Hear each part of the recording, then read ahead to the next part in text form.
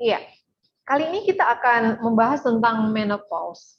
Menopause itu suatu kondisi yang dialami oleh perempuan, tetapi sekalian nih Bapak Ibu, saya akan membahas juga tentang andropause. Jadi mungkin yang lebih tenar adalah menopause ya, karena seringkali ketika memasuki usia 50 tahun itu sudah banyak orang-orang atau pasangan suami istri saling men-sharingkan kondisi masing-masing seperti itu ya, dan bapak-bapak atau suami biasanya mendukung, tetapi sebenarnya bapak-bapak pun juga mengalaminya.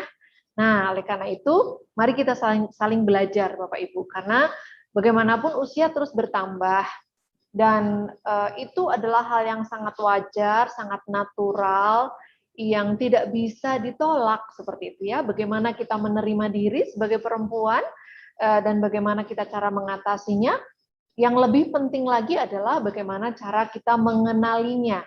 Mengenalinya seperti apa sih menopause. Nah, tetapi ada juga loh orang-orang yang sudah berhenti mens tetapi tetap bugar gitu. Kita bisa bertanya kepada mereka apa rahasianya. Nah, kali ini saya akan mencoba untuk boleh belajar bersama-sama ya. Nah, pada usia tertentu, wanita dan pria akan mengalami usia biologis atau fase biologis saat kinerja sistem hormonal mengalami penurunan, yaitu disebut menopause pada wanita dan andropause pada pria. Jelas ya definisinya, yaitu ketika sistem hormonal itu cara kerjanya sudah mengalami penurunan. Hal ini sangat wajar terjadi karena setiap saat, setiap waktu kita mengalami penuaan.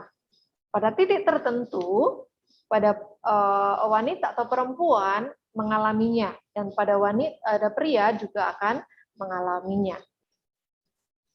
Nah, pada menopause itu biasanya muncul itu pada proses terhentinya menstruasi atau haid, karena hormon estrogen yang berkurang atau hilang. Nah, rata-rata nih Bapak Ibu, secara teori setiap wanita pada usia 48 sampai 52 tahun akan mengalami atau memasuki masa menopause. Nah, berapa usia kita bisa mengira-ira seperti itu ya. Dan seperti tadi Mbak Belinda mengatakan bahwa sebelum memasuki usia itu juga kita mesti belajar sih. Atau kita sudah belajar ya waktu mungkin ibu gitu ya, ibu kebetulan waktu ibu saya tidak menstruasi, dia cerita sama saya gitu ya. Itu memasuki masa menopause. Tapi dulu beliau tidak mengalami keluhan apa-apa sih. Nggak tahu ya, karena mungkin kami hidup di desa gitu dan tidak terlalu banyak hal yang mempengaruhi, atau ibu adalah orang yang sederhana, beliau seorang guru, jadi mungkin ya sudah mengalir saja seperti itu, tidak ada keluhan-keluhan. Tetapi ketika saya menjadi seorang ibu gitu ya, bertemu dengan ibu-ibu yang lain sudah memasuki menopause, mereka banyak sekali bercerita bahwa mereka mengalami hal-hal yang tadinya tidak pernah dirasakan.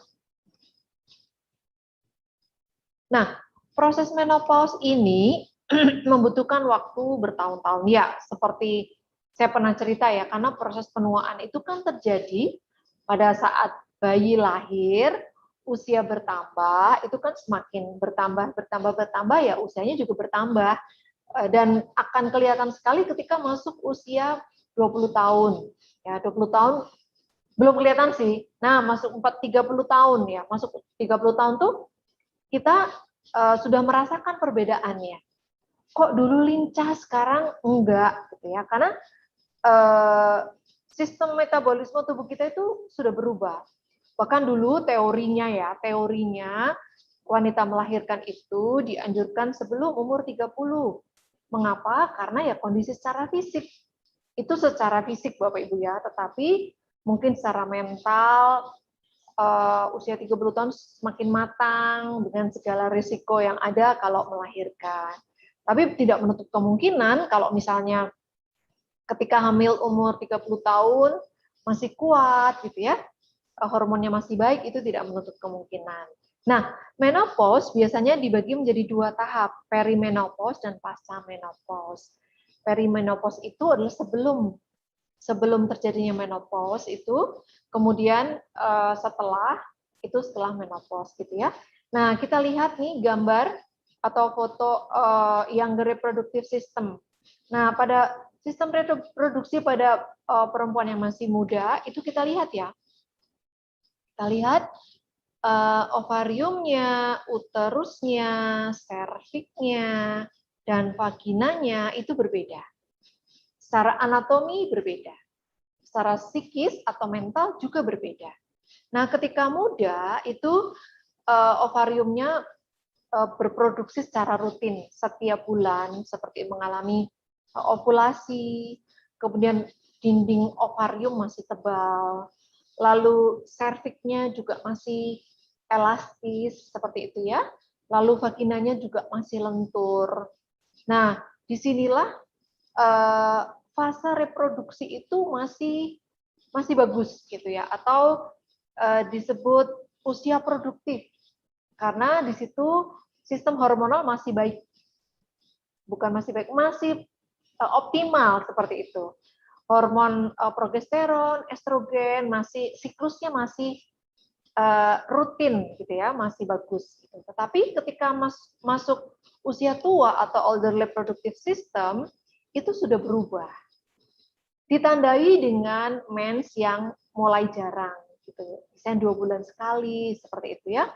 Lalu uterusnya juga sudah tidak setebal dulu karena memang karena hormon estrogennya sudah berkurang, maka endometriumnya di dalam kalau misalnya uterusnya bagian paling dalam itu sudah tidak setebal dulu lagi gitu. Serviks juga tidak selentur dulu, vagina juga tidak selentur dulu karena memang lendirnya, kemudian cairan-cairan di situ tidak sebagus atau tidak seproduktif atau tidak sebanyak dulu diproduksinya. Oleh karena itu sebenarnya proses menopause itu dimulai dari sejak kita muda. Ya, terjadi proses-proses yang secara alami, secara natural itu terjadi. Nah, apa saja sebenarnya gejala menopause yang mungkin kita tidak pernah berpikir atau tidak pernah mendengarkan cerita gitu ya. Hot flash, jadi seperti ada semburan panas gitu ya. Jadi kayak panas gitu. Padahal bisa juga di ruang AC. Terjadi di wajah, leher, punggung, dan dada. Jadi itu rasa yang sangat tidak nyaman. Ada juga yang tidak merasakan, Bapak Ibu ya. Tapi secara umum hal itu bisa dirasakan. Kemudian vagina menjadi kering, libido berkurang. Jadi keinginan untuk berhubungan seksual juga berkurang. Tetapi tidak terjadi pada semua perempuan. Ini akan semakin terasa kalau ada hal-hal ataupun hal-hal lain yang bukan secara fisik juga mendukung gitu ya. Mendukung dalam arti hubungan seksual itu kan tidak serta-merta hanya hubungan fisik kan ya. Ada hubungan psikologi dengan pasangan atau ketika terjadi hal-hal secara fisik tidak mendukung itu juga sangat mungkin. Misalnya ada gangguan di rahimnya, ketika ada miom terus rahimnya sudah diangkat dan sebagainya, ada banyak macam. Kemudian kelelahan, lebih sensitif, gitu, susah tidur dan gelisah. Nah, ketika kita mengalami hal ini, maka kita bisa berdiam untuk merefleksikan, udah usia berapa ya? Oh iya, mungkin ini gejala menopause. Apakah ini dibiarkan terus menjadi alasan kita menjadi membiarkan gitu ya, membiarkan gelisah, membiarkan susah tidur, bahkan kita mesti harus minum obat tidur, rasanya jangan ya. Tapi kalau kita sadar diri, kita bisa mengatasinya kok. Kemudian pusing, kesemutan, dan jantung berdebar. Hal ini kalau kita sadari, kita akan tetap enjoy.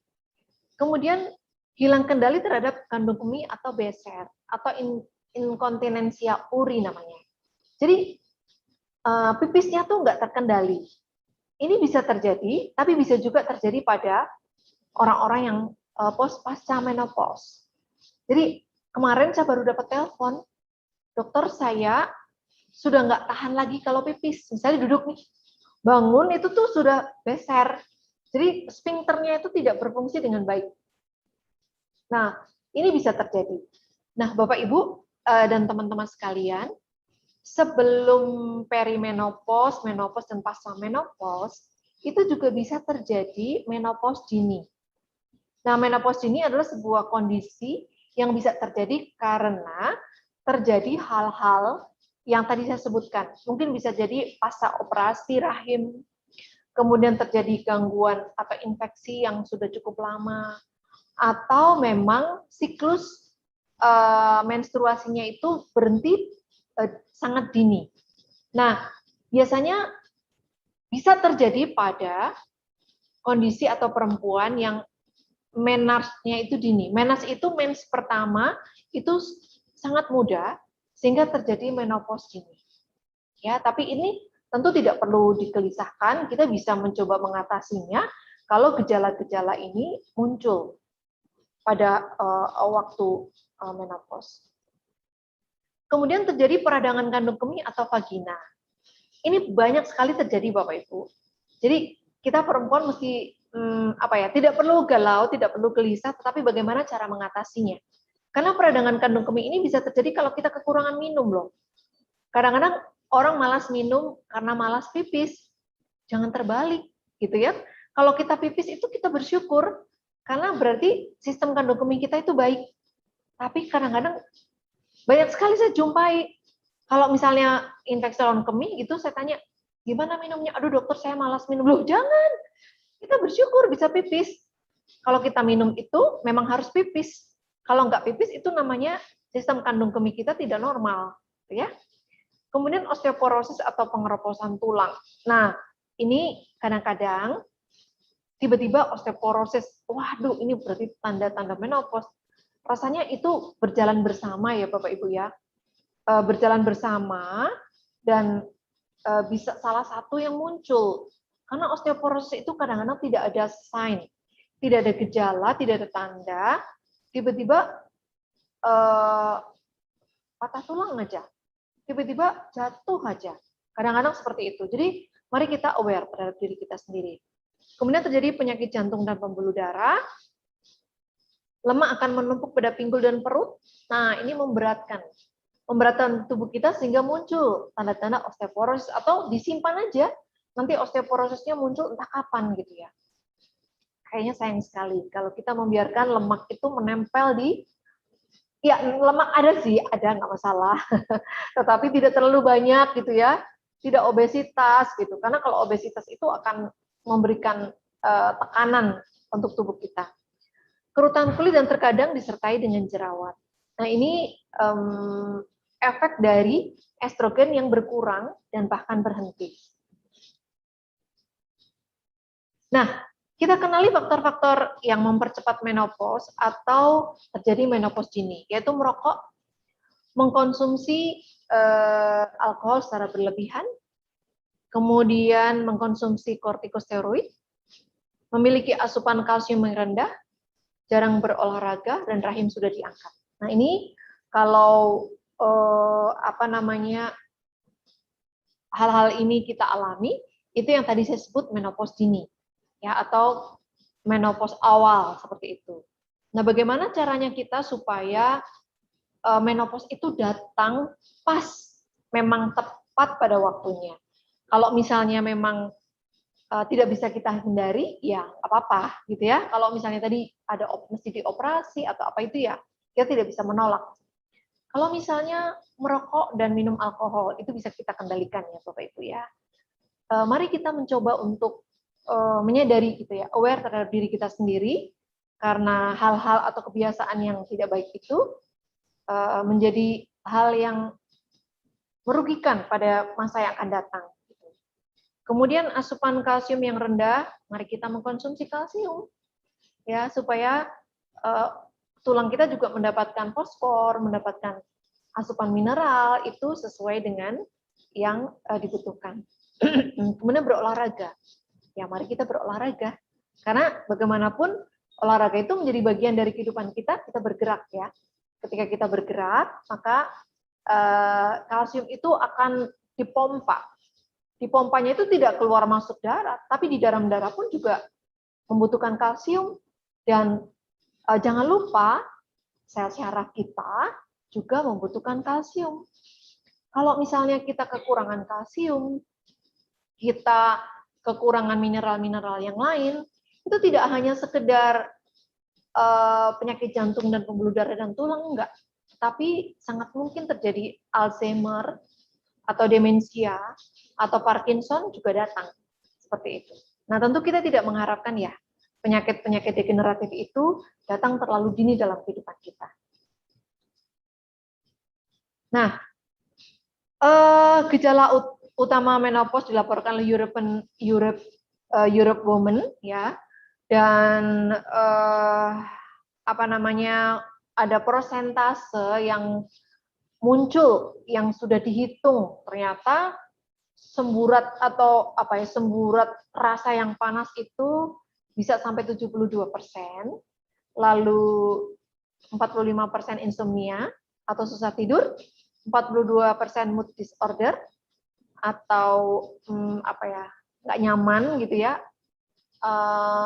gangguan mood, jadi cepat tersinggung, 40% irritability, ini juga sensitif, kemudian 34% loss of libido, kehilangan gairah seksual, dan 25% depresi. Nah, ini adalah yang menurut European Women prosentasenya itu demikian. Tentu masing-masing kita juga berbeda, bahkan mungkin tidak ada sama sekali. Nah, pada pria disebut andropause itu adalah mirip dengan menopause. Andro yang berarti pria dan pause yang berarti berhenti, gitu ya. Menopause juga begitu. Meno itu bulan, berhenti datang, pause juga berhenti, gitu ya. Jadi berhenti datang bulan. Pada pria terjadi penurunan produksi spermatozoa, hormon testosteron dan hormon lain terjadi penurunan perlahan-lahan ya, terjadi penurunan maksudnya Bapak Ibu. Ketika hormon testosteron turun, maka testosteron itu identik dengan kejantanan kan ya. Nah, testosteron itu mempengaruhi kekuatan atau terbentuknya otot. Nanti kita akan lihat. Ada beberapa hal yang terjadi pada pria yang ternyata itu adalah tanda-tanda penurunan testosteron yang mempengaruhi perform para pria. Nah, ini dia Bapak Ibu. Seperti tadi saya katakan, kita lihat yang kiri ya. Penurunan kekuatan otot, rasa panas di sekitar dada dan leher. Oh, ternyata sama. Gitu ya, rasa panas. Ya kayak disembur gitu ya, di dada dan leher. Nah, ini penurunan kekuatan otot ini terkait dengan hormon testosteron tadi. Karena hormon testosteron itu identik dengan hormon kejantanan. Ya, kekar ototnya. Kemudian hilangnya libido atau fungsi seksual dan disfungsi ereksi. Ya, terkait dengan hormon juga. Sama seperti perempuan yang kehilangan hormon estrogen dan progesteron. Lalu mirip juga nih Bapak Ibu. Terjadi depresi dan mudah marah. Gangguan tidur atau insomnia, kelelahan dan rasa sangat lelah dikarenakan penurunan pembentukan sel darah merah atau terjadi anemia. Lalu penurunan konsentrasi, peningkatan lemak tubuh. Nah, Bapak Ibu perhatikan nih, coba pegang perut suami atau pegang perut sendiri. Berapa lingkar waktu dibanding dulu waktu masih kekar gitu ya. Sekarang berapa gitu. Saya pun juga begitu Bapak Ibu. Saya kalau lihat orang lain gitu, perutnya besar, itu suaminya perutnya besar, saya pegang perut suami, Mas, kamu mesti turunin, mundurin perutnya ya, gitu. Karena itu risiko high risk, sama seperti perempuan berat, gitu. Kemudian penurunan massa tulang. Nah, ini yang lebih banyak terjadi pada perempuan, karena osteoporosis itu biasanya terjadi banyak pada perempuan, tapi ternyata terjadi juga pada laki-laki. Gejala andropause itu 4L, letih, lesu, lemah, lunglai. Nah, kaku pada otot, sendi, dan tulang, terjadi risiko osteoporosis, rambut rontok. Kalau rambut rontok pada laki-laki itu kadang-kadang nggak harus tunggu andropause ya, udah botak duluan gitu kan. Kulit kering, gairah seksual menurun, dan impotensi. Penis mengecil sehingga menyebabkan menjadi impotensi, masalah sirkulasi darah dan risiko penyakit jantung, penurunan daya ingat dan memori. Akibatnya timbul rasa cemas, kurang percaya diri, sulit tidur, mudah marah, yang berlanjut dengan depresi. Nah, ini perlu penanganan yang bersama-sama. Apalagi kalau masih diberi anugerah memiliki pasangan sampai tua. Itu bisa saling mendukung. Nah, saya membaca beberapa artikel gitu ya yang mendukung pasangan yang sampai tua. Ternyata ya sekali lagi kita tidak bisa menghentikan ya Bapak Ibu, menopause dan andropause akan datang. Tetapi kita bisa mengepaskan waktu menopause itu datang, ya, tidak terlalu dini. Hubungan seksual yang dilakukan secara rutin oleh pasangan yang masih diizinkan Tuhan sampai tua, itu akan mengurangi gejala-gejala seperti ini. Kalau misalnya laki-laki dan perempuan sama-sama masuk ke masa menopause dan andropause, itu bisa saling mendukung, sehingga akan mengurangi depresi, akan mengurangi ketersinggungan, gitu ya, bisa saling mengingatkan. Ini sangat mungkin terjadi ya Bapak Ibu, karena memang hal-hal yang tadinya tidak menjadi tersinggung itu bisa menjadi tersinggung gitu. Kalau saya mungkin orang Jawa gitu ya, kalau dengan suami kita sudah mulai memasuki usia itu nih, setengah kalau orang bilang half life udah maju dikit. Kalau saya agak nadanya suara agak tinggi tuh suami saya langsung, loh kok saiki ngamuan gitu. Loh kok sekarang marah gitu kan, kok tersinggungan, ya kita tertawa bersama-sama. Kenapa ya kok kita duduk bersama untuk membicarakan perubahan itu sangat penting. Karena ternyata itu menjadi sesuatu yang baru gitu ya. Iya, kenapa ya? Kok aku begini ya? Kok itu begitu? Itu sangat menarik Bapak Ibu, menjadi topik tersendiri sehingga kita tidak bosan. Oh ya, ternyata kita sudah melewati. Oh ya, anak-anak sekarang sudah besar-besar. Sadari itu, berikan waktu untuk kita membicarakan hal itu. Nah, apa yang dilakukan menopause dan andropause umumnya diatasi dengan terapi hormon atau suli hormon. Benarkah? Atau mau lakukan seperti itu? Nah, ini ada cara-cara secara umum ya Bapak Ibu ya, bisa oral, bisa transdermal, di bawah kulit, bisa semprot hidung, implan, krim vagina, sublingual, dan intramuskuler. Apakah Bapak Ibu memilih itu? Ada efek sampingnya. Ternyata memicu timbulnya kanker. Karena itu adalah hal yang alamiah, sehingga ketika itu dimanipulasi, itu sebaliknya akan menyerang diri kita sendiri. Nah, semangat dan percaya diri menjelang menopause adalah sesuatu yang harus kita upayakan, harus kita raih Bapak Ibu. Maka mari kita lakukan kegiatan olahraga bersama pasangan, atau kalau yang pasang sudah single, kita bisa mencari komunitas untuk tetap kita berkomunikasi dan berolahraga, melakukan kegiatan sosial, keagamaan, atau kemasyarakatan, dan nutrisi seimbang, jangan lupa. Nutrisi spesifik untuk jantung, boleh. Kesehatan tulang, kulit, hormon, dan organ reproduksi. Yang pasti, kita menganjurkan sesuatu yang alami. Nah, ya, nutrisi yang tepat Bapak Ibu, makanan-makanan sehat, buah, sayur, kemudian karbohidrat, lemak yang alami, silahkan konsumsi. Ya, karena segala yang tadi kita bahas dapat diatasi salah satunya dengan asupan nutrisi yang spesifik dan tepat. Asam lemak esensial, asam amino, imunoglobulin, enzim, vitamin, dan mineral. Apakah sinergi menyediakan? Ya, tentu. Saya tidak bahas semuanya. Saya menyajikan noni plus mistika, kalsium, spirulina. Tadi disinggung imunoglobulin loh, Bu. Berarti kolostrum. Ya, kolostrum. Bagaimana dengan yang lainnya? Seperti proarginine? Iya, karena itu adalah nutrisi spesifik untuk pembuluh darah dan jantung. Ya, sepertinya presentasinya sudah selesai Bapak Ibu. Oke.